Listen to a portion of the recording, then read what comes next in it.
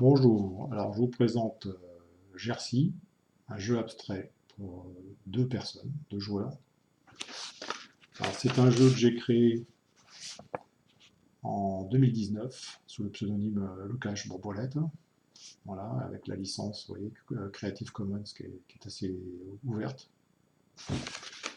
Alors en quoi ça consiste? Alors on a un plateau de jeu hexagonal, donc aux intersections on pourra poser les formes, les dés. Alors on a des dés rouges pour pour un des joueurs, le joueur rouge, et des dés bleus euh, pour le joueur bleu. Alors le but du jeu, ça va être de conquérir ce genre de dés, qui est sans forme. Vous voyez, il n'y a aucune face n'a de forme. Donc ça, on appelle ça le Quinty. Donc le but des bleus, c'est d'aller prendre le Quinty adverse. Donc le premier joueur à prendre le Quinty adverse a gagné la partie, peu importe le nombre de pièces qui lui restent. Alors les autres pièces, donc on en a en plusieurs espèces.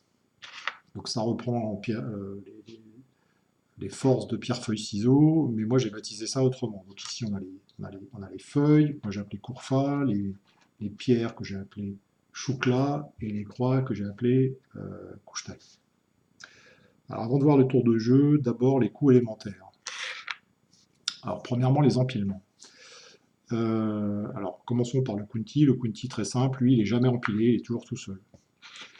Les autres formes, alors de sa couleur, puisqu'on a le droit de manipuler que les pièces de sa couleur, donc peuvent être empilées. Donc sans contrainte de forme, maximum deux formes peuvent être empilées. Alors il n'y a pas de contrainte, je peux empiler deux fois la même forme si j'ai envie, etc. Et on verra qu'il y a la possibilité d'empiler, mais aussi de dépiler, c'est réversible. Voilà. Alors qu'est-ce que permettent de faire ces piles? Alors quand une pile est de taille 2, eh bien son déplacement maximal pourrait être de 2. Donc avec cette pile, je pourrais me déplacer de 1, mais aussi de 2. Donc distance maximale d'une pile de 2, 2. Mais elle peut faire 1, toujours en ligne droite. Si j'ai une pièce, donc le Kunti, lui, se déplace, puisqu'il est toujours tout seul, il se déplace forcément de un segment. Et là, la pierre, en ce moment, elle est toute seule, donc elle se déplace que maximum un segment. Alors, les attaques. Alors, que ce soit pour prendre le Kunti ou pour prendre d'autres pièces, donc je vais pouvoir utiliser. Alors, comment je fais? Alors, c'est assez simple, c'est un déplacement qui doit se terminer sur une pièce adverse. Donc là, par exemple, le ciseau pourra prendre la feuille. Donc si c'est à mon tour de jouer, donc ciseau se déplace et prend la feuille. La feuille est sortie du terrain et ne pourra plus être utilisée. Alors si j'étais capable de faire un déplacement de 2, ici, alors je pourrais terminer mon déplacement de 2 sur la feuille et je sors la feuille. Autre possibilité, donc si la feuille est au sommet d'une pile de 2, l'issue est la même, c'est-à-dire que ciseau peut attaquer la feuille et tout sort. C'est-à-dire que la force d'une pile dépend uniquement de la force du sommet. Donc, j'aurais très bien pu attaquer une pile de 1 avec une pile de 2. Ce qui compte, c'est la force du sommet. Voilà. Ciseau sort toute la pile. Voilà, donc je récapitule.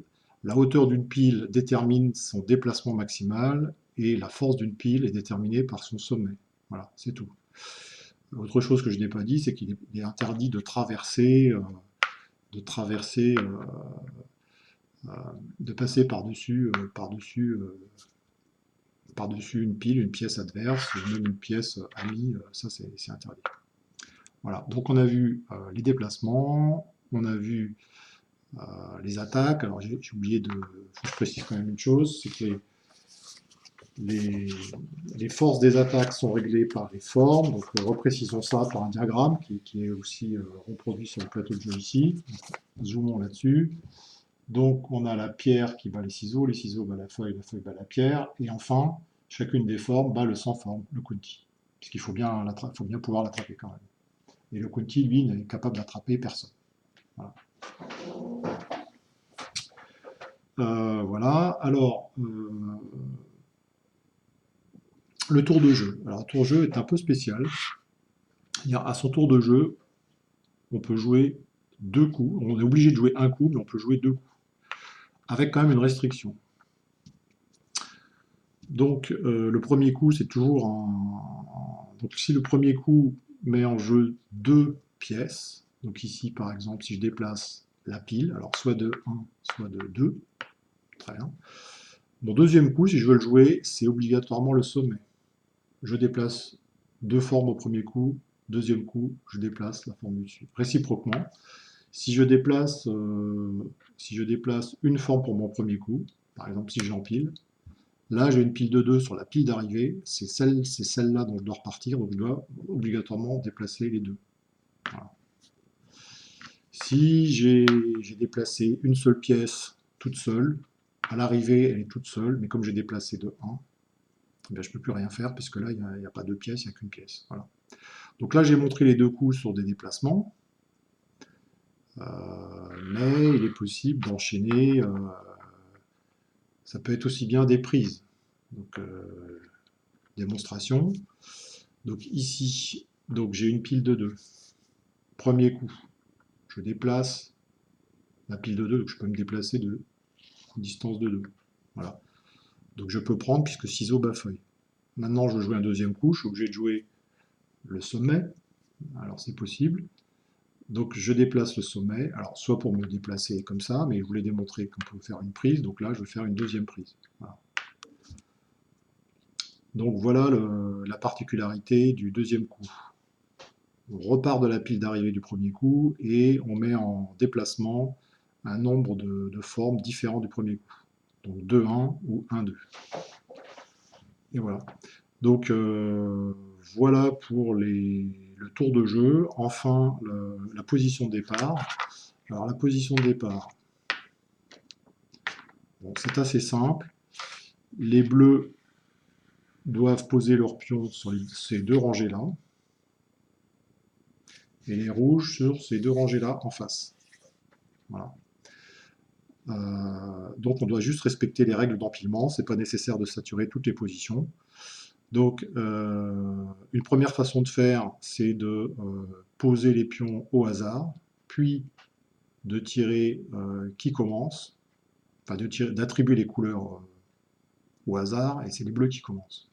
Une autre façon, donc pour avoir plus de réflexion, c'est de commencer à poser les pièces, on les pose dans l'ordre qu'on veut, Kunti ou pas. Voilà, donc le bleu commence. Voilà.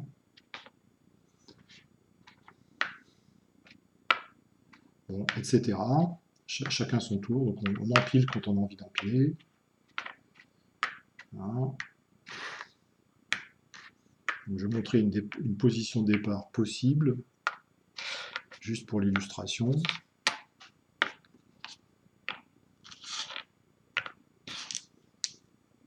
Voilà, bon, normalement c'est chacun son tour, hein, à chacun son tour de poser. Hein. Voilà, donc ça c'est une position possible de départ. Ce sera toujours les bleus qui commencent.